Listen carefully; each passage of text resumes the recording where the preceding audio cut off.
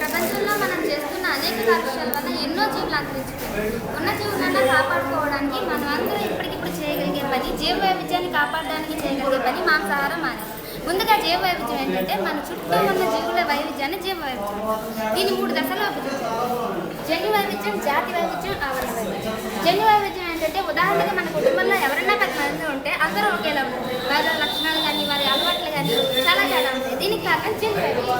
Next జాతి వైవిధ్యం. జాతి వైవిధ్యం ఏంటంటే మన చుట్టూ ప్రకృతిలో మనం ఎన్నో మొక్కలు చూస్తూ ఉంటాం. మధ్య, వేప, మారేడు ఇలాగ ఒకదానికి ఉండే లక్షణాలు ఇంకో దానికి ఉంటాయి. దీనికి కారణం జాతి వైవిధ్యం. ఆవరణ వైవిధ్యం ఏంటంటే ఇక్కడ మనం ఎన్నో ఆవరణాలు చూపించాం. ఎడారి ఆవరణం, పీఠభూమి ఆవరణం, పర్వత ఆవరణం, అటవీ ఆవరణం, మైదాన ఆవరణం, జలావరణం.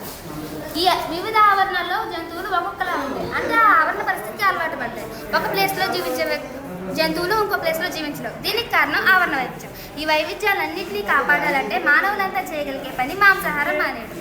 ప్రపంచంలో ఉన్న కార్లు, ట్రక్కులు, రైళ్లు, విమానాలు ఇవన్నీ కలిసి ఎంత కాలుష్యాన్ని అయితే విడుదల చేస్తాయో కేవలం ఒక్క మాంస పరిశ్రమ అంత కాలుష్యాన్ని విడుదల చేస్తుంది. మనం మాంసాహారం కనుక మానేసినట్లయితే 50% కాలుష్యాన్ని ఆపగలం. నెక్స్ట్ మన ఆరోగ్యాన్ని రక్షించుకోవాలన్నా సరే మనం మాంసాహారం మానేయాలి. డాక్టర్సే చెప్తున్నారు మనకు వచ్చే అనేక రోగాలకు కారణం మాంసాహారమే.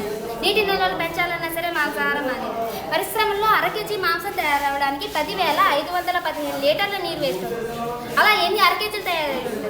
అదే మనం గోధుమలు కానీ వరి ఇటువంటివి తయారవ్వాలంటే 253 లీటర్లు మాత్రమే కావాలి.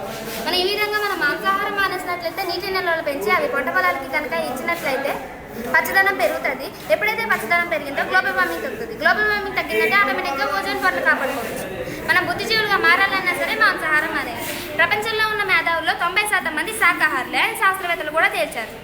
మనకు తెలిసిన ఐజాక్ న్యూటన్, సివి రామన్, ఎప్పుడెప్పుడు వాడు ప్లూటో, ఐన్స్టీన్ వీళ్ళందరికీ తెలిసి మాంసాహారం ఎంత ప్రమాదకరమైందో. మన మేధావులుగా మారాలన్నా సరే మాంసాహారం మానేయాలి. మన పెట్రోల్ నిల్వలు పెంచాలన్నా సరే మాంసాహారం మానేయాలి. మనం మాంసాహారం మానేయడం ద్వారా ఆహార గొలుసులు కాపాడిన వాళ్ళు కొన్ని వేల ఆహార గొలుసులు కలిసి ఆహార జాలకం ఏర్పడుతుంది. ఎప్పుడైతే ఆహార జాలకాన్ని కాపాడామో ఎక్కడ జీవించాల్సిన జీవులు అక్కడే జీవిస్తాయి. అవి అలా జీవించడం వల్ల అవి అక్కడే చనిపోయి ఫాసిల్స్గా మారి కొన్ని వేల సంవత్సరాలకి పెట్రోల్ నిల్వలు ఏర్పడతాయి. ఈ విధంగా మనం మాంసాహారం మానేయడం ద్వారా పెట్రోల్ నిల్వలు పెంచవచ్చు, నీటి నిల్వలు పెంచవచ్చు, పర్యావరణాన్ని రక్షించవచ్చు, గ్రీన్ హౌస్ వాయువుని ఆపచ్చు, ఓజోన్ పొరను కాపాడవచ్చు, మన ఆరోగ్యాన్ని రక్షించుకోవచ్చు. మనం బుద్ధిజీవులుగా మారాలన్నా సరే మాంసాహారం మానేయాలి.